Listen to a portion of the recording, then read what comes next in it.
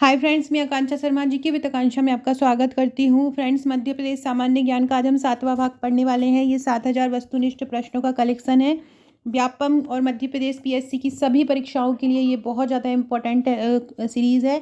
इसमें हम मध्य प्रदेश की राजनीति के क्वेश्चन कर रहे थे, जिसमें हमने 179 क्वेश्चन कर लिए हैं। और आज हम राजनीति के साथ पंचायती व्यवस्था के भी क्वेश्चन देखेंगे, जो कि आपके आने वाले व्यापम एग्जाम और पीएससी में आ सकते हैं। तो चलिए स्टार्ट करते हैं।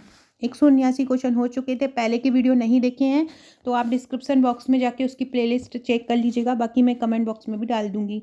पहला क्वेश्चन है, मध्य प्रदेश के मुख्यमंत्री ने हर महीने राज्य की जनता को संबोधित करने के लिए कौन सा रेडियो कार्यक्रम आरंभ किया है?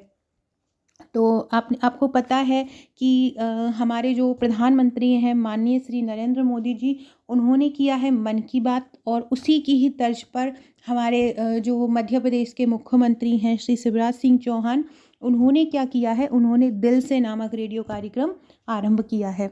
अगला है, मध्य प्रदेश राज्य सरकार ने किस वर्ष समाधान ऑनलाइन का आरंभ किया? समाधान मतलब ऑनलाइन माध्यम से समस्या निपटाने के लिए। तो 2006 में मध्य प्रदेश सरकार ने 2006 में जन शिकायत निवारण विभाग के अंतर्गत समाधान ऑनलाइन की शुरुआत की। यह एक सरकारी वेबसाइट है जिसके माध्यम से आम नागरिक ऑनलाइन शिकायत दर्ज करा सकते हैं। अगला क्वेश्चन है, मध्य प्रदेश में जन्म लेने वाले भारत के प्रधानमंत्री का नाम बताइए। तो मध्य प्रदेश में अटल जी ने जन्म लिया था। लीजेंड पर्सनैलिटी है और इनका जन्म हुआ था 25 दिसंबर को। 25 दिसंबर को सुशासन दिवस के रूप में मनाते हैं। 1924 को हुआ था ग्वालियर में, ग्वालियर के बेहट गांव में हुआ था। इसके पहले के लास्ट क्वेश्चन में मैं ये क्वेश्चन आपको करवा चुकी हूँ। अटल बिहारी वाजपेयी का जन्मदिन सुशासन दिवस के रूप में मनाया जाता है। फ्रेंड्स, अगर आप मध्य प्रदेश पटवारी भर्ती या ग्रुप 2 सब ग्रुप 4 की तैयारी कर रहे हैं तो आप हमारे ये व्यापम के पटवारी के नोट्स या व्यापम की परीक्षा के नोट्स ले सकते हैं। टोटल आपको 10 बुकलेट मिलती हैं, साथ में आपको एक व्हाट्सएप का ग्रुप मिलता है जहाँ पर मैं आपको इनकी तैयारी कराती हूँ, इनसे संबंधित महत्वपूर्ण क्वेश्चन देती हूँ। डेली आपको अपडेट दिया जाता है, करंट अफेयर्स यहाँ पे कराया जाता है। तो ये एक कोचिंग की तरह आपका काम करता है ग्रुप। ये सब आपको पूरी 10 बुकलेट और 2199 में मिलती है। इसमें आपको प्रबंधन दक्षता, गणित तर्क शक्ति, हिंदी, कंप्यूटर, मध्य प्रदेश सामान्य ज्ञान, योजनाएं, मध्य प्रदेश की भारत सरकार की वन सर्वेक्षण, वन नीति, आर्थिक, पशुधन जनगणना, ये सब होता है। इसके बाद व्यापम की परीक्षाओं में पूछे जाने वाले प्रश्न, मध्य प्रदेश से संबंधित सामान्य विज्ञान 3000 वन लाइनर, सामान्य ज्ञान, इसमें पूरा सामान्य ज्ञान है। इसमें इतिहास, भूगोल, राजनीति, अर्थशास्त्र सब कवर किया गया है। इसके साथ अंग्रेजी है और जिसको ट्रिक द्वारा कंप्लीट किया गया है। ये सब 2199 में है। तो आप अगर ये लेना चाहते हैं तो आप मुझे इस नंबर पर व्हाट्सअप कर सकते हैं। बहुत ही शानदार, सुंदर और बहुत ही सरल भाषा के नोट्स हैं। फ्रेंड्स, अब हमारा ये राजनीति और प्रशासन खत्म हुआ मध्य प्रदेश का, और आज हम स्टार्ट करने वाले हैं मध्य प्रदेश के पंचायती राज। भारत की आत्मा गांव में रहती है, ये किसने कहा था? तो हमारे जो सब स्वतंत्रता के जो सबसे बड़े आधार हैं वो हैं महात्मा गांधी।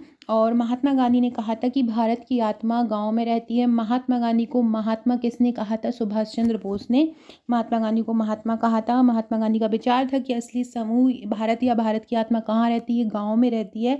और इनके समूचे चिंतन एवं दर्शन का केंद्र क्या है? गांव ही है। अगला क्वेश्चन है, अंग्रेजी शासनकाल में 1882 में किस वायसराय ने स्थानीय स्वशासन की स्थापना की थी? तो लॉर्ड रिपन ने की थी। किसने की थी स्थानीय स्वशासन की स्थापना? लॉर्ड रिपन ने की थी। लॉर्ड कैनिंग 1857 की क्रांति के समय आपसे कौन पूछे कि कौन जो है गवर्नर जनरल था भारत का, तो कौन थे? लॉर्ड कैनिंग थे। सहायक संधि लॉर्ड वेलेजरी ने लगाई थी। हड़प की नीति लॉर्ड डलहौजी ने लाई थी। और स्वायत्त शासन कौन लाया था? लॉर्ड रिपन लाए थे। राजकीय विकेंद्रीकरण आयोग का गठन कब किया गया? तो राजकीय विकेंद्रीकरण आयोग का गठन किया था 1907 में। राजकीय विकेंद्रीकरण का गठन कब किया? राजकीय विकेंद्रीकरण का गठन हुआ था 1907 में। क्यों हुआ था? तो स्थानीय स्वायत्त संस्थाएं जो थीं उनकी स्थिति की जांच के लिए राजकीय विकेंद्रीकरण आयोग का गठन हुआ था।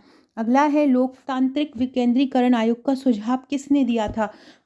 ये जो विकेंद्रीकरण का मतलब होता है कि ये जो शासन की शक्तियां हैं वो किसी एक जगह पर केंद्रित ना होकर अलग अलग स्तरों पर बटी हुई होती हैं, उसको विकेंद्रीकरण कहा जाता है। क्या क्वेश्चन पूछ रहे हैं कि लोकतांत्रिक विकेंद्रीकरण आयोग का सुझाव किसने दिया था? प्रशासनिक सुधार आयोग, सरकारिया आयोग, बलवंत राय समिति। तो बलवंत राय समिति 1957 में आई थी, जिसने त्रिस्तरीय पंचायती राज व्यवस्था का सुझाव दिया था और इन्होंने ही प्रशासनिक विकेंद्रीकरण का बताया। प्रजातांत्रिक विकेंद्रीकरण अर्थात पंचायती राज की त्रिस्तरीय व्यवस्था की सिफारिश की थी। अगला क्वेश्चन है, संविधान के किस अनुच्छेद में राज्य को ग्राम पंचायतों की स्थापना का उद्देश्य है? तो अनुच्छेद 40 में। अनुच्छेद 40 में ग्राम पंचायतों की स्थापना के बारे में बताया है। किसमें? अनुच्छेद 40। अनुच्छेद 40 ग्राम पंचायत की स्थापना के बारे में बताता है। फ्रेंड, डिस्क्रिप्शन बॉक्स में व्हाट्सएप, टेलीग्राम, फेसबुक, ट्विटर की लिंक मिलेगी, जुड़ जाइएगा। रीजनिंग, मैथ्स, तर्क शक्ति, इसके अलावा इंग्लिश, हिंदी, जीके सभी में, और पटवारी के लिए क्रैश कोर्स चल रहा है, तो आप प्लेलिस्ट में जाके देखेंगे तो उसकी लगभग 29 वीडियो हो चुके हैं, वो ज़रूर देखिएगा। पटवारी के एग्जाम में आपको बहुत हेल्प करने वाले हैं। अगला क्वेश्चन है, संविधान की 11वीं सूची किससे संबंधित है? तो संविधान की जो 11वीं सूची है वो पंचायती राज से संबंधित है, और 12वीं सूची है वो नगरीय स्थानीय निकायों से संबंधित है। तो पंचायती राज से संबंधित कौन सी है? 11वीं। और नगरीय स्थानीय निकाय से संबंधित कौन सी है? 12वीं। दोनों ही याद रखिएगा।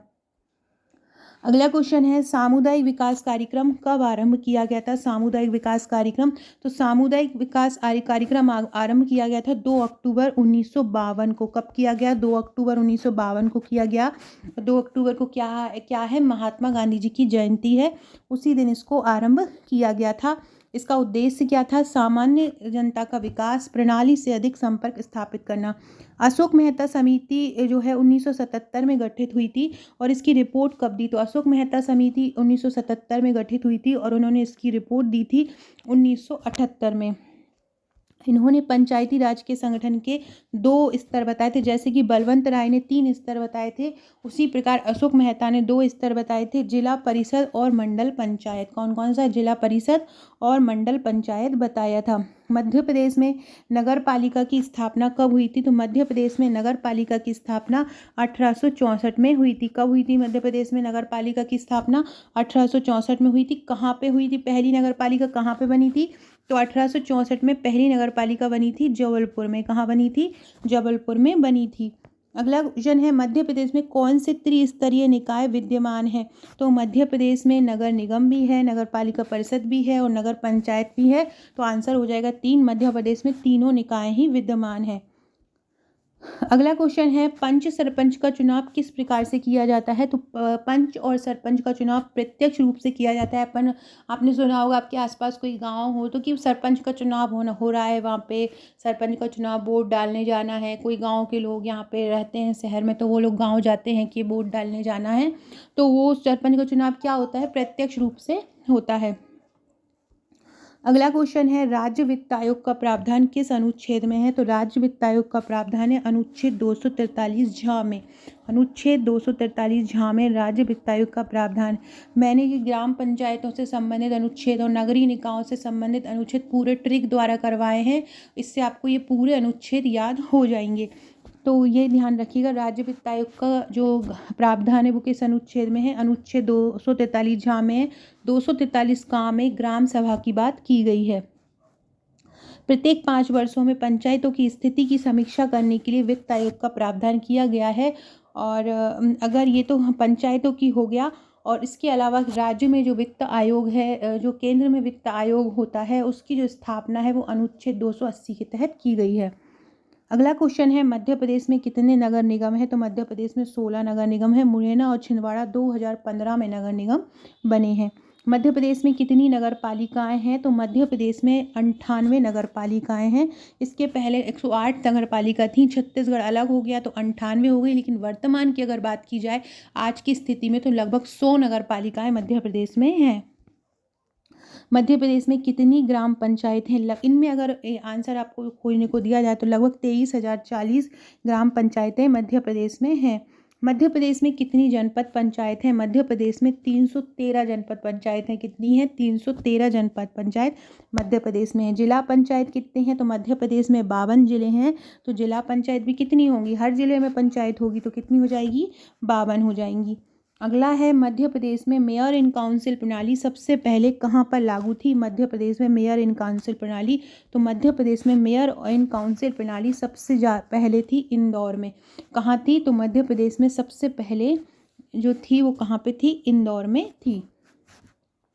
अगला है मध्य प्रदेश विधानसभा में 73वां संविधान संशोधन कब पारित किया गया? सबसे पहले मध्य प्रदेश में ही हुआ था 73वां संविधान संशोधन। कब पारित किया गया? 29 दिसंबर 1993, 30 दिसंबर 1993, 10 दिसंबर 1993 या 1 जनवरी 1994।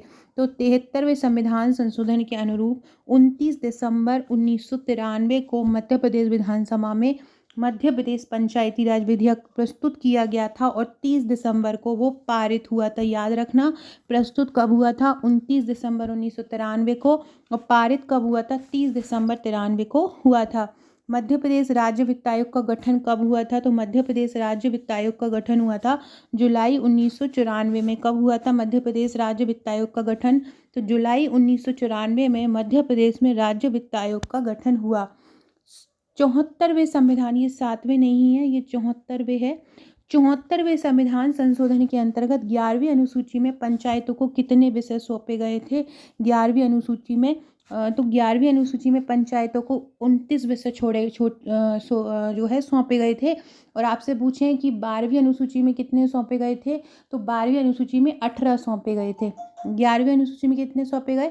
29। और 12वीं अनुसूची में कितने सौंपे गए? 18। 1993 में 73वें संविधान अधिनियम द्वारा संविधान में 11वीं अनुसूची को जोड़ा और उन पंचायती राज संस्थाओं को संवैधानिक दर्जा दिया। इसके तहत अनुच्छेद 243 में 29 विषय को सम्मिलित कर उनका कार्यभार पंचायतों को सौंपा गया। संविधान की 12वीं अनुसूची किससे संबंधित है? तो संविधान की 12वीं अनुसूची नगर पालिकाओं से संबंधित है।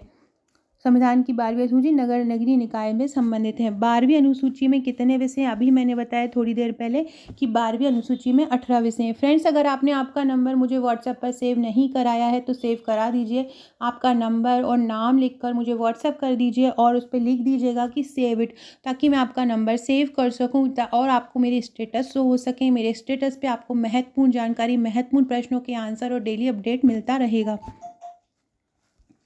अगला है पंचायती राज की अवधारणा को अधिक विस्तृत रूप देने तथा ग्राम सरकार के विधेयक को कब मंजूरी दी गई?